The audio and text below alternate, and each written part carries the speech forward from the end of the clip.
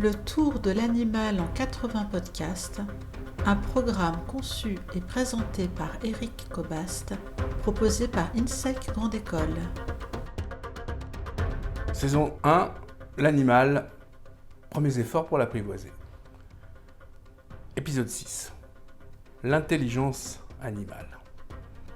Depuis l'Antiquité, la reconnaissance de l'intelligence animale ne fait plus vraiment débat. Théophraste, Plutarque écrivent notamment de célèbres traités sur l'intelligence et le comportement des animaux. Ils y relèvent de très nombreux exemples qui témoignent d'une intelligence émotionnelle, d'une intelligence des circonstances qui sont manifestes dans telle ou telle espèce.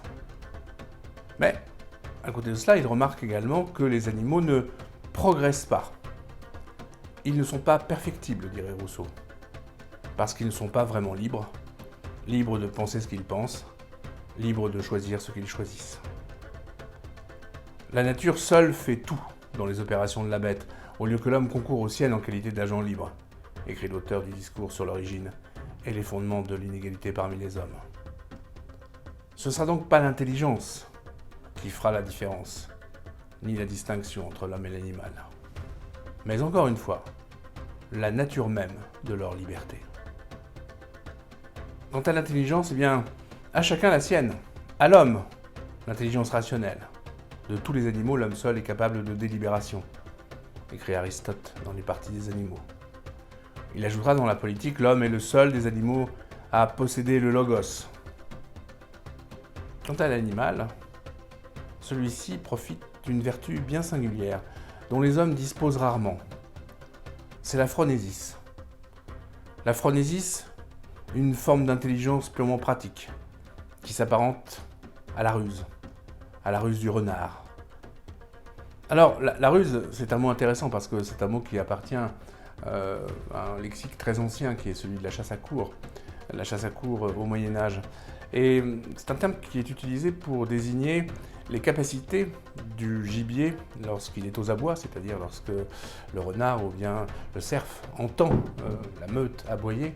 Et bien, la capacité qu'a cet animal à trouver en lui, à l'occasion effectivement de ce que le territoire, de ce que le terrain lui offre, à trouver les moyens d'échapper justement à la meute. La ruse, ça n'est pas un calcul, ça n'est pas un raisonnement. C'est une capacité pratique de mobilisation de ce que les circonstances apportent d'opportunité. C'est une sorte d'opportunisme intuitif absolument génial qui caractérise en effet certaines espèces animales. Eh bien, la phronésis, c'est une forme de ruse également. C'est une forme de vertu qui puise justement à l'intuition, qui puise au plus intime de celui qui en dispose. Alors, Aristote donne quelques exemples dans son œuvre d'animaux qui détiennent ou qui ne détiennent pas la phronésis. Et effectivement, le départ entre les deux est intéressant parce que si on prend l'exemple du poulpe, qui projette devant lui de l'encre au moment du danger, eh bien cette projection du poulpe, ce ne sera pas par phronésis qu'elle aura lieu, ce sera par réflexe, par peur. Alors qu'en revanche, la seiche, dit Aristote, et là je cite le philosophe, établit une sorte de rempart devant son corps, en troublant l'eau. Et après avoir fait mine d'avancer, elle recule dans l'encre.